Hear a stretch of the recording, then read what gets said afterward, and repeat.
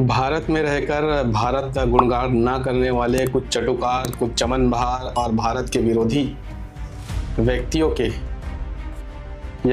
का एक छोटा सा झलक आपको दिखाऊंगा। और ऐसा नहीं है कि ये झलक मैंने अभी देखा, इससे पहले भी एक दो बार देख चुका हूँ, लेकिन मैं आपको दिखाना चाहता हूँ कि किस तरीके से इनका विरोध चलता है ये भारतीयता को ख़त्म करने के लिए या भारत के व्यक्तियों को हमेशा आघात पहुँचाने के लिए।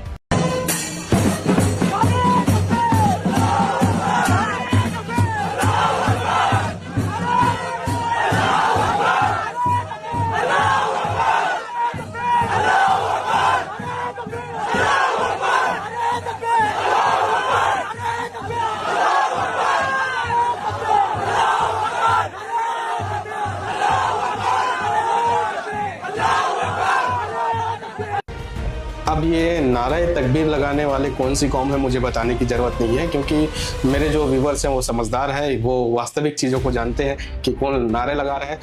हमने तो आज तक कि किसी भी जो इनका रैली निकलता है या फिर जो भी बोलते हैं इनके में कुछ जुलूस वगैरह कुछ निकलता है, तो हमने तो आज तक किसी इनके तकरीर में या फिर जुलूस में कोई हस्तक्षेप नहीं किया।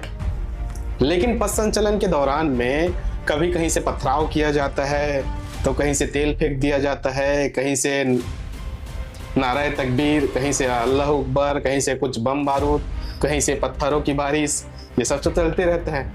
और यही नहीं है, आगे और है कुछ कुछ विषय है। आप देखिए, जैसे राष्ट्रगान का कितना इन्होंने समर्पण दिखाया, आपको दिखाता हूँ राष्ट्रगान राष्ट्रगीत।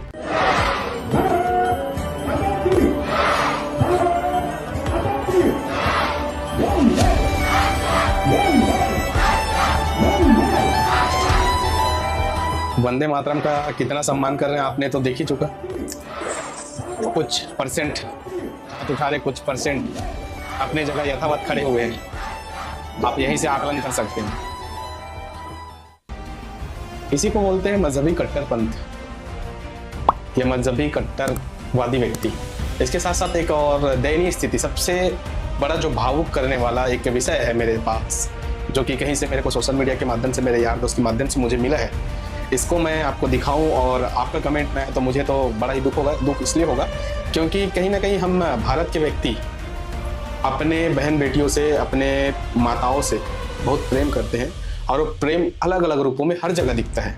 कहीं बहन के रूप में, कहीं माँ के रूप में, कहीं और किसी रूप में, भाभी के रूप में, कहीं दीदी के रूप में, कहीं बुआ के रूप में, कहीं और किसी रूप में। ऐसे अन्यथा देखा जाए तो यथावत जो जो स्थिति रहता है उसके अनुसार हमने अपनी माताओं बहनों को अलग अलग रूपरेखा में देखा है।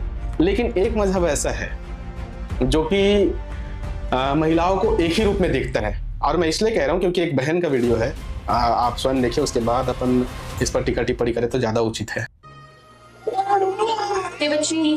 इसके बारे में बताएं।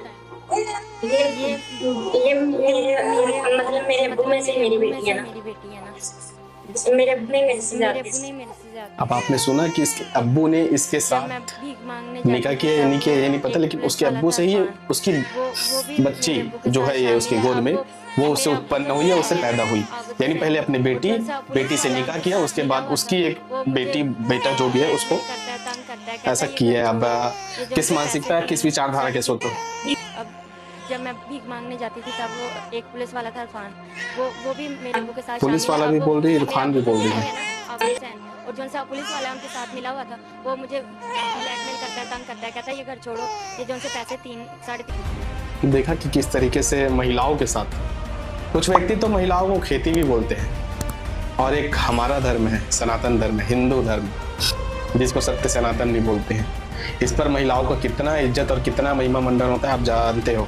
लेकिन इसके बावजूद भी कुछ हमारी बहनें हैं जो कि ये चमन बहार कुछ चूतियों के कारण, कुछ अब्दुल्लाओं के कारण अपने अस्तित्व को, अपने सनातन धर्म को खत्म करने पे तुली है, और लव जिहाद के साथ साथ फ्रिज और सूटकेस में पैक करने के लिए या पैक होने के लिए जाने के लिए तैयार खड़ी है। तो मैं उन्हें बधाई देना चाहूँगा, क्योंकि मरने वाला का कोई समय नहीं होता, और मारेगा राम तो बचाएगा कौन, और बचाएगा राम तो मारेगा कौन, ये तो वास्तविक चीज़ है।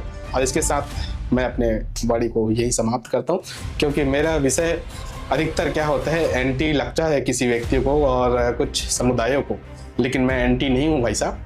मैं वास्तविक चीजों के साथ कुछ अवलोकन करते रहता हूँ। जो छोटी छोटी विषय आती है, चाहे अपने सनातन धर्म के व्यक्तियों को क्यों ना हो, टारगेट करके मैं संक्षिप्त में समझाने का प्रयास करता हूँ, क्योंकि हमारे में ही जयचंद है, तभी तो ये सब विषय दिखता है, अन्यथा क्यों दिखता है। तो इन्हीं शब्दों के साथ मैं अपनी वाणी को विराम देता हूँ। जय श्री राम, वंदे मातरम, हर हर महादेव।